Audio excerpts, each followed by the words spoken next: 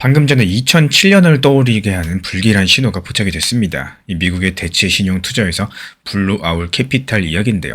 생소한 이름일 수 있겠지만 이 회사가 최근에 14억 달러 규모의 대출 채권을 급격하게 팔아치우고 있다는 소식이 전해지면서 미국 월가 내부에서 술렁이는 움직임들이 감지가 되고 있습니다. 이거 어디서 많이 본 장면 아니냐, 이런 긴장감까지도 퍼지고 있는 상황인데, 2007년 금융위기 직전에 베어 스턴스의 조그만 펀드들이 무너질 때 이 처음에는 대부분 대수롭지 않게 여겼었죠.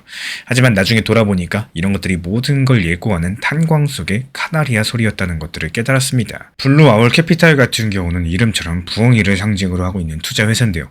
주로 사모대출, 즉 일반 은행이 아니라 프라이빗 크레딧 시장에서 기업들한테 돈을 빌려주는 대체 금융을 해왔었죠. 지난 2021년경에 한 차례 대형 합병을 통해서 몸집을 키워나가면서 어느덧 운용자산 3천억 달러 규모의 거물이 되었습니다. 쉽게 말씀드려가지고 그림자 금융의 꽃이다, 이렇게 부를 만한 거대 회사가 됐는데, 이 회사가 돈을 굴리는 방식은 투자자들로부터 돈을 모아가지고 중소기업 대출을 뭉텅이로 해주는 겁니다. 은행이 하긴 애매하거나 부담스러운 대출들을 대신 해주는 셈이겠죠. 평소에는 비교적 높은 이자를 받아가지고 투자자들에게 돌려주다 보니까 저금리 시대에는 상당한 인기가 있었습니다. 그런데 여기서 문제가 생겼습니다. 이 세상이 바뀌었거든요. 고금리 시대가 오게 되면서 돈줄이 말라갔죠. 이 회사를 믿고 돈을 맡겼던 시장 투자자들이 이제 돈 좀 빼달라, 이렇게 한꺼번에 회사 문을 두드리기 시작을 한 겁니다. 이 마치 은행 예금자들이 예금을 인출하는 것처럼 펀드 투자자들이 환매를 요청을 한 거죠. 이 블루아울 측에서는 당연히 작년 말부터 출구를 닫고 구조를 바꿔보자라고 시도를 했었고요. 작은 펀드들을 큰 펀드에 합치려는 계획도 내놨었는데, 여기서 시장 투자자들이 이거 손해볼 것 같다라면서 반발을 했습니다. 결국에 환매 요청은 줄어들 기미가 없었겠죠. 블루아울은 결단을 내립니다. 알겠다, 가지고 있는 대출 채권 14억 달러치를 시장에 내다 팔아가지고 현금을 만들겠다. 그리고 그 돈으로 투자자들한테 돌려주겠다. 이게 얼핏 들으면 좋은 소리 같기도 하겠지만요. 문제는 평상시라면은 매도할 일이 없는 자산을 그것도 헐값에 급매로 내놔야 될 정도로 지금 시장 상황 자체가 급박해졌다는 반증입니다. 그리고 여기에 대해서 시장은 정말 냉정하게도 즉각적인 반응이 나왔습니다.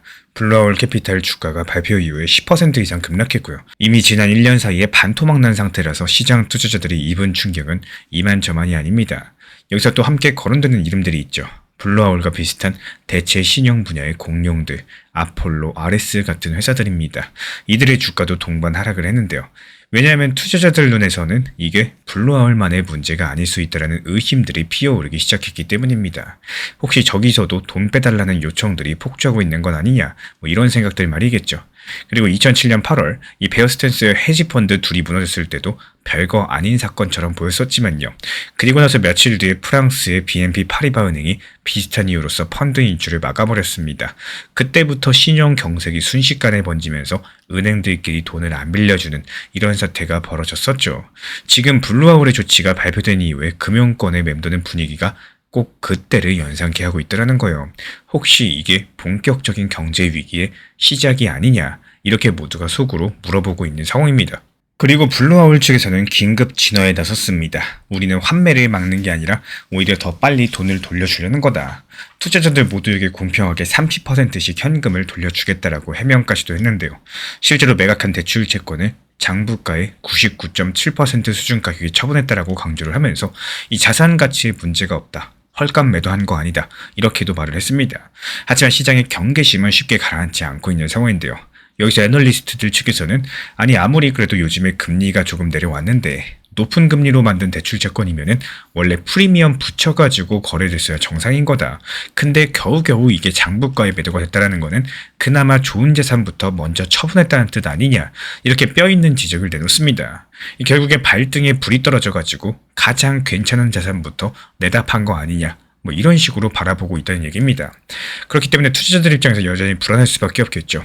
모양새는 환매 중단이 아니라 자산 매각이겠지만 결국에 운용사의 현금이 부족해졌다는 핵심은 똑같기 때문입니다. 크든 작든 이게 금융회사의 유동성 압박이 생겼다는 이 뉴스는 언제나 예민할 수밖에 없는 법이겠죠.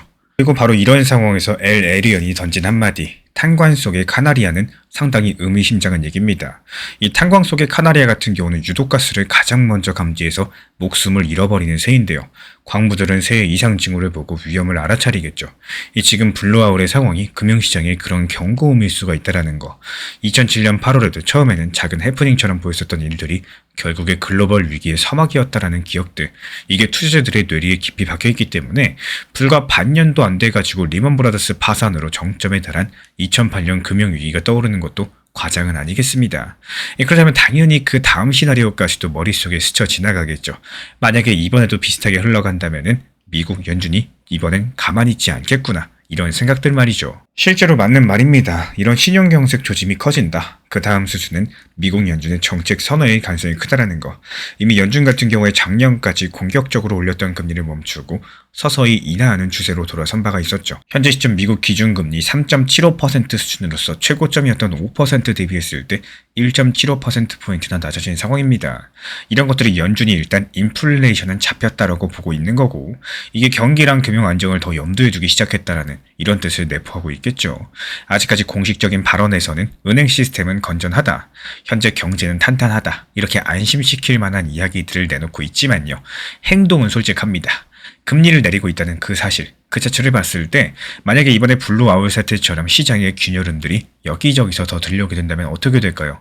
미국 연준의 태도 변화는 더욱더 가속화될 수밖에 없을 겁니다. 아마도 금리 인하에 대한 폭을 더 키울 거고, 그 금리 인하 시점을 더 앞당기는 선택을 하게 되겠죠. 심각한 위기 조짐이 포착되면은 양적 완화 카드를 다시 꺼낼 수도 있겠습니다. 실제로 패드 푸시라는 말이 있습니다. 이 상황이 정말 심각해지면요, 연준이 어떻게든 개입해가지고 자산 가격 붕괴를 막아준다는 이 시장의 믿음들, 지난 2008년에도 그리고 2020년에도 연준은 결국에 그 믿음을 저버리지 않았다라는 것들, 제로금리의 수조 달러의 유동성 공급으로 화답했었죠. 그리고 그 영향력은 의도치 않게도 비트코인이라는 완전히 새로운 자산 탄생과 성장으로서 이어진 바가 있었습니다. 그리고 여기서 과거 이야기를 한번 되짚어 볼까요? 2008년 금융위기 직후에 연준이 쏟아부은 달러들, 결국에 시중에 돈 홍수를 만들었습니다. 제로에 가까운 금리 덕분에 위험자산에 투자하면 뭐든지 수익이 나던 시절이 열렸었죠. 주식이 오르고 부동산이 올라가고 심지어 없던 자산도 하나하나 탄생을 합니다. 바로 비트코인이에요. 2009년에 나온 비트코인은 중앙은행이 돈을 마구마구 풀 때 생기는 화폐가치 희석에 대한 이런 문제의식 속에서 태어났습니다. 그리고 그 이후에 약 10년 동안 비트코인은 천천히 하지만 꾸준하게 가격을 올리면서 성숙해 갔습니다. 그리고 두 번째 극적인 장면은 2020년 코로나 위기 때였죠. 전 세계 중앙은행들이 경제를 살린답시고 역대 최대 규모의 유동성 파티를 벌였었고, 미국은 국민들한테 직접 수표를 보내서 돈을 뿌렸고요. 시장 금리는 제로 아래로 내려갈 기세였었죠. 이때부터 1년, 2년 사이에 비트코인 가격이 어떻게 됐을까요? 4,000달러 밑에서 6만 달러 위로 상상도 못할 만큼 엄청난 폭등을 했습니다. 물론 그 전에도 상승 추세였었겠지만 이 정도의 가파른 상승 랠리는 유동성의 힘 없이는 불가능한 일이었다라는 거. 결국에 돈이 풀리면 비트코인이 상승한다는 이런 인과관계가 시장 참가자들 뇌리에 깊게 새겨졌겠죠. 그리고 이런 전례를 알고 있기 때문에 지금 블루아울 사태를 지켜보는 시선에서는 복잡한 계산이 깔려 있다는 겁니다. 한편으로는 이거 정말 큰일 나는 거 아니냐, 이런 두려움도 존재하고, 당장 신용시장이 얼어붙으면 기업들이 돈줄이 막혀가지고 여기저기 도산 위험이 생기고, 그렇게 되면 주식이며 뭐며 죄다 어려워질 게 분명하겠죠. 2008년식 시나리오는 누구도 다시 겪고 싶지 않은 악몽이죠. 그래서 일단 단기적으로 봤을 때 리스크 관리 모드로 전환한 자금들이 적지가 않다라는 거예요. 실제로 암호화폐 시장의 자금 흐름을 살펴보면요, 최근에 USDT, 테더 스테이블코인 발행량이 줄어든 게 대표적입니다. 그리고 거래소로 자금이 들어오기보다는 거래소에서 자금들이 빠져나가는 쪽에 조금 더 무게가 실렸던 모습들이 포착이 되고 있어요. 쉽게 말씀드려가지고 일단 불안하니까 돈 좀 빼두자, 이런 모드인 건데, 이 비트코인 가격이 한때 고점 대비 상당폭 하락한 것도 이런 맥락에서 이해가 되고 있습니다. 시장의 글로벌 투자자들이 위험자산 비중을 줄여나가면서 현금을 쌓아두는 이런 모습들, 비트코인에도 예외가 아니었으니까요. 하지만 또 다른 한편으로 봤을 때 그 이변에서 은근히 다음 스텝을 노리는 손길들 꿈틀거리고 있는 상황입니다. 혹시 모른다. 만약에 금융당국이 다시 돈을 풀면은 또 한탕 랠리가 올 수도 있다. 이런 기대감들 말이겠죠. 이게 대놓고 드러나진 않지만 온체인 데이터를 자세히 들여다보면 상당히 재미있는 사실들이 보여지고 있는데요. 이 단기 투자 자금은 출렁였다라고 할지라도 중장기 홀더들은 끄떡 없었다라는 사실 그 자체, 이 앞서 언급드렸던 비트코인 중에 60% 가까이는 1년 넘게 꼼짝도 하지 않고 제자리에 있습니다. 이런 비율들이 몇 년 사이 가장 높을 정도인 건데, 여기서 믿는 사람들은 여전히 굳게 믿고 있다는 뜻이겠죠. 특히 암호화폐 업계의 스마트머니라고 불리는 투자자들, 전통 금융시장의 균열이 갈 때 오히려 비트코인의 역할들이 부각될 것이다라고 확신하고 있습니다. 이번 블루아울 사태도 그 연장선이다 보니까 폐쇄적인 사모펀드의 문제가 드러나면 드러날수록 누구에게나 열려있고 투명한 블록체인 자산의 가치가 상대적으로 부각될 수 있다는 논리겠죠. 실제로 최근 비트코인 현물 ETF 승인을 둘러싼 움직임이라거나 여러 가지 자산들의 토크나 시도들, 이런 변화를 뒷받침해주고 있습니다. 이 시장에 돈들이 묶이는 걸 싫어한다는 말이 존재하고 있죠. 시장 투자자들은 자유롭게 사고 팔 수가 있는 거고 위기 때 빨리 탈출할 수 있는 자산을 선호하기 마련입니다. 비트코인이 원래도 24시간 글로벌 시장에서 유동적이었지만요.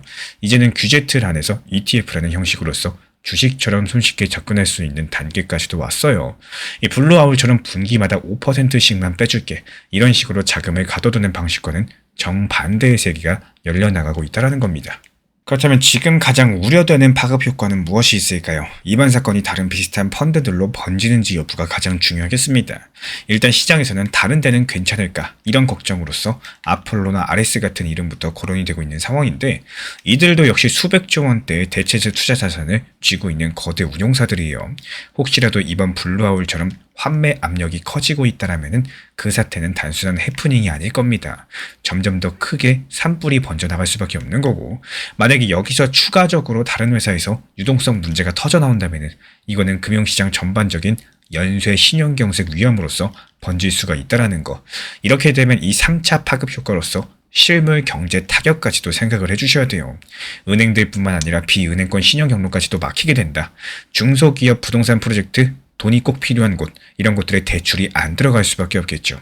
이런 것들이 고용과 소비에도 영향력을 미치면서 이 본격적인 경기 둔화, 경기 침체를 재촉하게 될 겁니다.